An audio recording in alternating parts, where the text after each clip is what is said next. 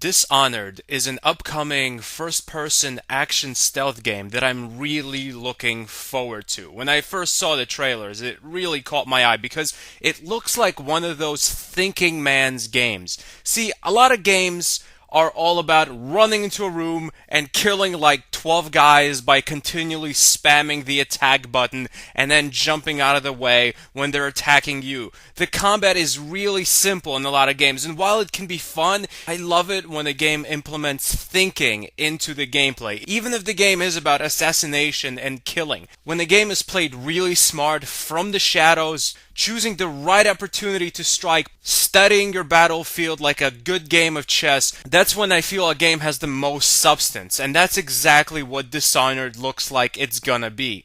And going with this theme of kind of an intellectual thinking man's action stealth game, the game takes place in a really interesting dimension where everything is steampunk. The game is really stylish. Like, remember when we first started to see screenshots and gameplay of BioShock and everyone was just shocked at how amazing it looks? Well, that's what Dishonored looks like to me. This fictional world looks like it's alive. It looks like a lot of thought actually went into creating the mythos behind the game before they even created the graphical concepts of what the world will look like. I feel like I'm being treated well when you can tell just from some trailer gameplay that the developers really put a lot of time and effort into their product. It shows that not only are the creators interested in selling a lot of copies of the game, but also they respect the gamers and they love the product they're creating. Aside from stealth assassination elements, you also get these magical powers where you can apparently jump into people and control them, move things with your mind. The entire game just feels like this concoction of Thief 2 and Skyrim, and I think those two can work really well together in a steampunk world.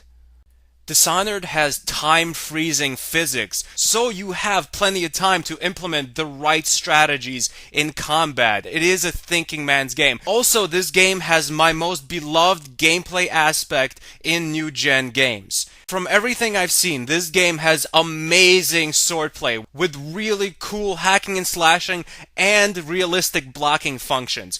And that right there is already a must-buy for me. As a lot of you know, I absolutely adore the Mount & Blade series, and the fact that the swordplay in this game is reminiscent of Mount & Blade to me, I simply cannot wait to play it. The one problem I see in this game is it's gonna be mission-based, in that there's no huge world to explore. You just go from mission to mission, and then in between missions you go back to your hub where you upgrade your character, look at your game progress and whatever. You're not physically running from mission to mission in a beautiful, expansive, steampunky world, which would have been a great addition to the game. But I have seen and read quite a few interviews with the developers, and they're saying the sandbox elements will be in the actual levels. In that, in each individual mission, there's going to be a ton of different ways you can go about finishing the mission. There's a ton of little different nooks and crannies in the levels. What the devs basically said is every single playthrough is gonna be different just for how many different ways there are